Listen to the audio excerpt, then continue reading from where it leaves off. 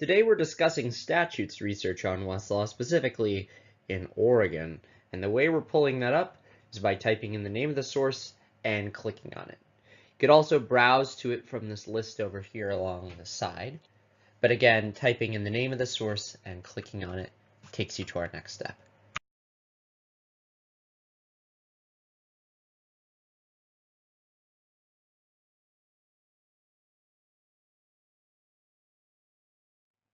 Now, workers' compensation looks like it is in the same chapter of the statutes every single time. But what if it wasn't?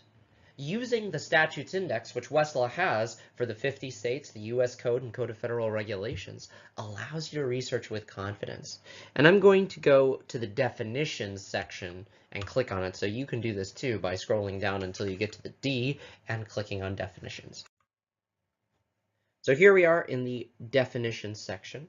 You'll notice here that it is part of Title 51, so you could have browsed through that list until you got to number 51 as well.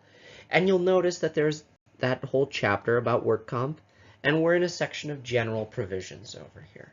So we're on the right track. If you scroll down through this list, you'll see something that says credits. What you'll see is that something has been the law here since January 1st, 2018. So that if you were actually litigating something from before then, like maybe something from 2009, you might want to use that version of the law instead. But what I want to introduce to you today is the concept of citing references. So you'll notice where it is in that middle bar underneath the title of it, and then what we're looking at is practical law over here. Practical law is written by alumni of the world's most prestigious law firms, corporate law departments, and government agencies. And their job with Westlaw is to crank out these resources that can help you get up to speed very fast. Practical law is an example of a secondary source, and it is one of the best. What you'll notice from here, and you'll notice with secondary sources on Westlaw, is that they link you to relevant statutes. They give you plain language instructions about what the law is, and they also take you step by step through the list of things you need to think about in order to do a thing. By the way, all those buttons that you love from Westlaw, like adding things to folders, are totally a thing on practical law as well. When you save things to folders, recall that you can open up your folder menu, go to a subfolder, and then create a research report with this button over here. That research report brings together all the stuff that you've put into the folder, all those notes and mental impressions that you've made, and all the magic language that makes it easy for you to draft, review, and argue your case.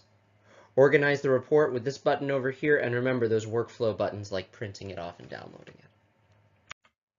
But anyway, back to those citing references, because practical law isn't the only secondary source on Westlaw. There are others that you can see from this list, and you see how to get to them. Look under that citing references dropdown and select secondary sources.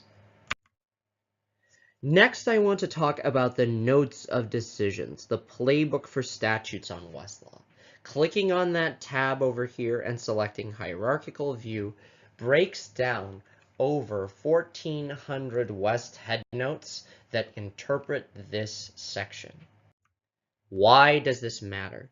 Because the playbook of statutes on Westlaw brings you the issues and the sub-issues and the play calls that can help you interpret the statute, because everything underneath here, and there is quite a bit of stuff underneath here, will help you interpret that issue that is germane to your case.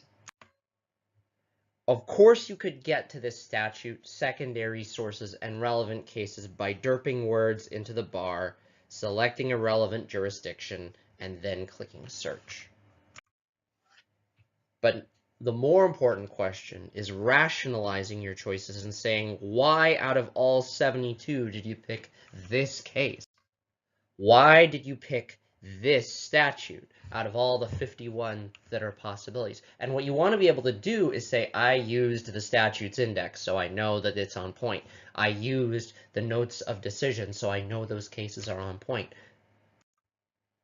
Some things that you might see in the context of your research are those red and yellow flags. And I want to talk briefly about them right now. You'll notice that I'm pulling up a statute that is not the one on your assignment, but what you'll see here is that this section of the US Code has a red flag, indicating that at least one of the points of law in here is no longer valid law. Why? Because a portion of it was unconstitutional or preempted. And if you want to know what portion of it, you probably want to read that case. You'll also be able to see that if you left-click on that flag in the upper left-hand corner.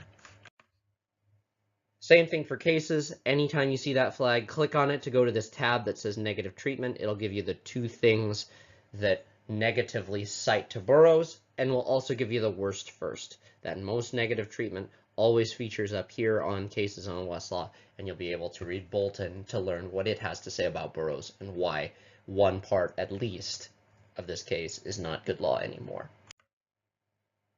From that negative treatment tab, the one thing that I'll indicate are the headnote keys over here, because anytime you see that certain headnotes are showing up again and again as disproved of, that is also a pretty good indication that those points of law are being criticized in those other cases. Plenty of other things we'd love to chat with you about. From the lawschool.tr.com site, connect with your account manager or work with the reference attorneys with this number over here. Thanks for watching.